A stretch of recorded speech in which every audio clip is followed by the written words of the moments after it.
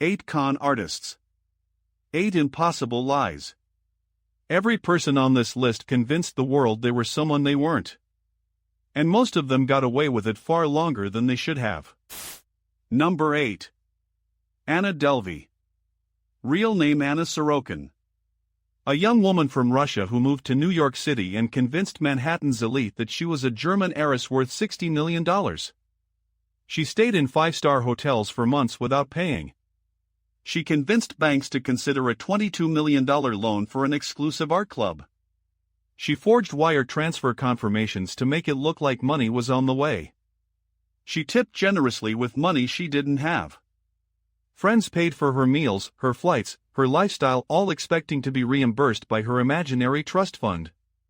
By the time they realized she had nothing, she'd burned through over $275,000 of other people's money. She was arrested in 2017. The trial became a media circus. Netflix made a show about her.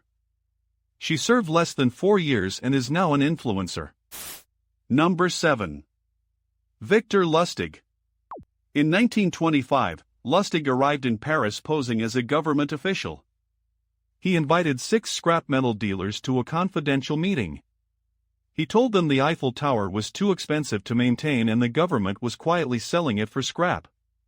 One dealer, André Poisson, paid Lustig a massive sum plus a bribe to secure the deal. When Poisson realized it was a scam, he was too humiliated to tell the police. So Lustig waited a few months.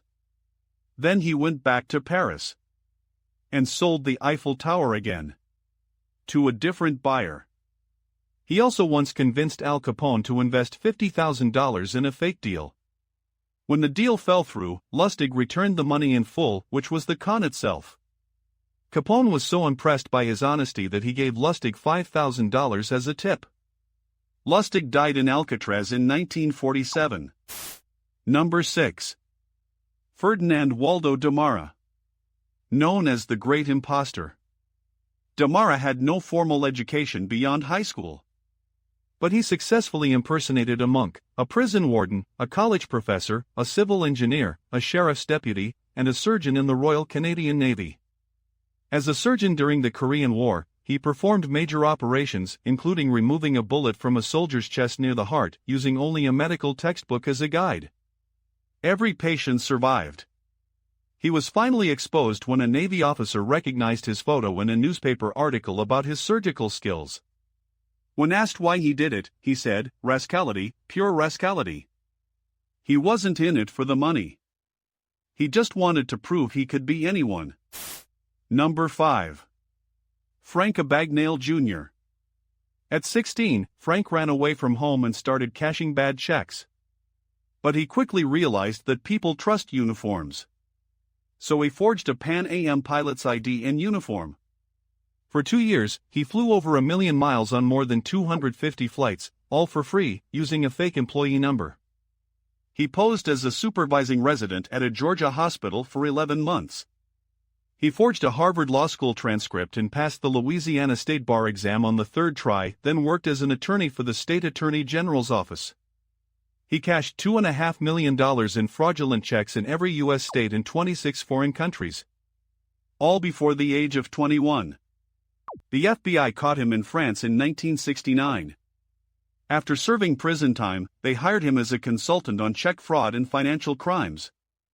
He worked for the FBI for over 40 years. Number 4. The Count of Saint-Germain. In the mid-1700s, a man appeared in the royal courts of Europe. Nobody knew where he came from. He called himself the Count of Saint-Germain. He spoke at least 12 languages fluently. He played violin and piano with professional skill. He claimed to have the secret to eternal life and said he was over 300 years old. Kings and queens invited him to dinner. Voltaire called him the man who never dies. He claimed he could turn lead into gold. He said he had personally dined with Jesus Christ. The strangest part is that nobody could disprove any of it. There are no birth records, no family records, no documentation of his origins whatsoever. Official records say he died in 1784. But people reported seeing him decades later. At the signing of the French Constitution. At a Masonic lodge in 1820. His true identity has never been established. Number 3. Gregor MacGregor. In the 1820s, a Scottish soldier named Gregor MacGregor returned to London and announced that he was the cacique, the prince of a country called Poyais, located on the coast of Central America. He described a paradise. Fertile land, gold deposits, a democratic government, and a thriving capital city. He sold land certificates and government bonds to hundreds of investors. He even created a Poyaisian flag, a constitution, and a fake currency. Over 250 settlers packed their belongings and sailed to Central America to start new lives in Poyais. When they arrived, they found nothing but mosquito-infested jungle. No city. No government. No infrastructure. Dozens died of tropical diseases before a rescue ship arrived. MacGregor was arrested but somehow acquitted. He went to France and ran the exact same scam again. He is considered one of the most audacious fraudsters in history. He invented an entire country. Number 2. Cassie Chadwick. In 1897, a woman named Cassie Chadwick visited the mansion of Andrew Carnegie, the richest man in America. She spent 10 minutes inside. Then she dropped a forged promissory note from Carnegie in front of a companion, a note for $2 million. Word spread through Cleveland's banking community that she was Carnegie's secret illegitimate daughter. She never confirmed or denied it. Over the next 7 years, banks fell over themselves to lend her money. She borrowed over $20 million in today's money. She lived in absolute luxury. She threw lavish parties. She tipped her servants in $100 bills. When Carnegie was finally asked about her, he said he had never heard of the woman. The entire scheme collapsed. She died in prison in 1907. She never met Carnegie. She was inside his mansion for less than 10 minutes and leveraged it into a fortune. Number 1. Timothy Dexter. The luckiest con man in history, though the con was on everyone who tried to ruin him. In the late 1700s, Dexter was an uneducated leather worker in Massachusetts who married a wealthy widow and began investing. His business rivals, hoping to destroy him, gave him the worst advice they could think of. They told him to ship coal to Newcastle, a city famous for coal production. He did. A miners' strike had just started.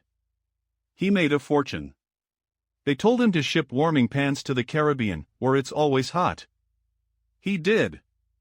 Plantation owners bought them as ladles for molasses. Another fortune. They told him to ship gloves to the South Pacific. He did. Russian merchants happened to be in port and bought every pair. He shipped stray cats to Caribbean islands and they were purchased as pest control for rat-infested ships. He wrote a book with no punctuation that sold thousands of copies. When critics complained, he published a second edition that was nothing but punctuation marks, telling readers to pepper and salt it as they pleased. He once faked his own death to see who would cry at his funeral. His wife didn't shed a tear. He reportedly beat her with a cane afterward. Every decision this man made should have bankrupted him. Instead, he died one of the richest men in New England. 8 con artists. 8 impossible stories. Every one of them real. Subscribe for more stories they don't teach in school.